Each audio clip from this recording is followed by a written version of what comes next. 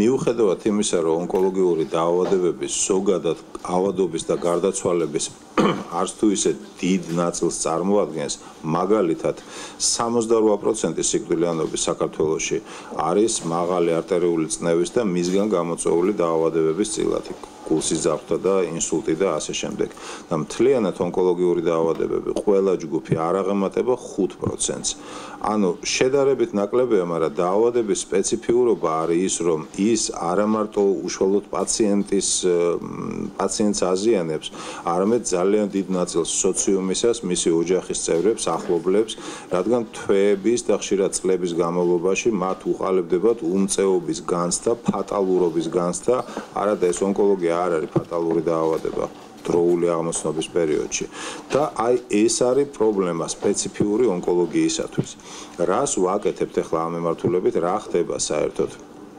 გარდა საკუთრივ საყოველთაო ჯანდაცვისა და სადაზღვევო პროგრამებისა, რაც ჯამში წელიწადში ონკოლოგიაში რაც იხარჯება, მხოლოდ ამ ორი პროგრამით შეადგენს სადღაც 120 მილიონის კალიბრის თანხას, რომელიც იხარჯება საქართველოში.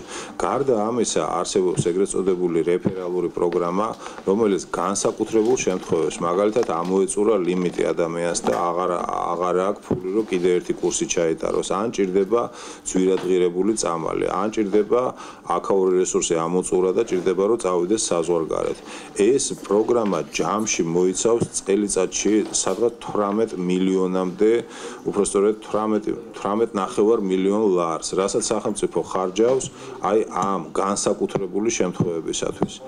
ანუ თანხობრივად მე ძალიან ბევრი ექსპერტს ველაპარაკე, რომ თანხობრივად საოპერაციო ხარჯება, მიმდინარე ხარჯება, ეს ნახა საკმარისია იმისათვის, რომ გამოჯანსაღების პროცენტი იყოს იგივე, რაც საზღვარგარეთ, 100%-იანი გადარჩენა არც ერთ დაავადებას არ აქვს, ხო? ანუ სახელმწიფო აკეთებს აი ამ კალიბრის ფინანსურ, ასე ვთქვათ, უზრუნველყოფას დაავადებების. ეხლა რა პრობლემა გვაქვს? პრობლემა არ არის მხოლოდ აღჭურვილობითი ნაწილი, რომ აი რაღაც აპარატურა არა გვაქვს და ამიტომ ვერ ვაკეთებთ. იგივე ძვლის ტვინის გადანერგვისათვის საჭირო ძირითადი საბაზო აპარატი 5 წელია ჩამოტანილი არის და სადღაც დევს და ერთხელაც არ გამოუყენებიათ ამისათვის. თანამედროვე ჯანდაცვაში და განსაკუთრებით ონკოლოგიაში მთავარი პრობლემა, მთავარი საკითხი არის ორგანიზაცია, პროცესის ორგანიზაცია. ონკოლოგიაში არის ეგრეთ წოდებული ტუმორ ბორდი, ანუ სიმსივნის საბჭო ეგრეთ წოდებული, სადაც ჩართულები არიან სხვა სპეციალისტები, ქირურგი, ქიმიოთერაპევტი, ფიზიკოსი, ასე შემდეგ, რომელიც თითოეულ ესე შემთხვევას განიხილავენ და ერთობლივ სტრატეგიას იმუშავებენ პაციენტის მკურნალობაზე. საქართველოს სამწუხაროდ ეს არ არის და პაციენტის მკურნალობა მთლიანად არის დამოკიდებული ერთი ინდივიდუალური ექიმის გადაწყვეტილებაზე.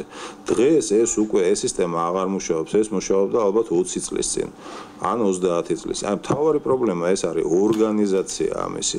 ეხლა რას აპირებს სახელმწიფო ამ აი ვიძახით, რომ ფულს კი ვიხდით, მაგრამ მაინც ცუდია და როდემდე ვიყოთ ესე, ხო? ბავშვთა ონკოჰემატოლოგიაში მე ადრე ნათქვამი მაქვს, ეხლა შემიძლია სრულად მოვყვე ან ნაწილობრივ საერთოდ ახალი სტრუქტურა ყალიბდება, სახელმწიფოს თანამონაწილეობა იქნება, რომ აპარატული აღჭურვილობითი უზრუნველყოფა გააკეთოს, შეიძინოს ის, რაც ჭირდება. კერძო, ვინც გაიმარჯვებს ერთგვარი ტენდერივით, კონკურსივით იქნება, კერძო კლინიკის ვალდებულება იქნება, რომ ინფრასტრუქტურა უზრუნველყოს. ნახეთ, საერთაშორისო პარტნიორი დანახმარბერი ჰარვარდის სამედიცინო სკოლა, ამაზე ზევით აღარაფერი აღარ არის, რომლებიც გადამზადებას და სწავლას ჩაატარებენ ჩვენი სპეციალისტების და ნახეთ, საერთაშორისო პარტნიორი, რომელიც აი ამ აქტივობებს დაუფინანსებს დანახმარბერს, სოლიდურ სიმსივნეებს რაც შეეხება. საქართველოს მოსახლეობის 100%-ს უფინანსდება ეს ყველაფერი. სოლიდური სიმსივნეები, ანუ არა სისხლის სისტემის, არამედ სხვადასხვა ორგანოების სიმსივნეები. აბსოლუტურად ყველა 18 წლამდე ეს არის 100%-ით დაფინანსება. მოზრდილებში ეს არის თუ ქირურგიული ჩარევა ჭირდება 70% სახელმწიფო უხდის და თუ ქიმიოთერაპია ჭირდება 80% სახელმწიფო უხდის. ყველას უკლებლივ.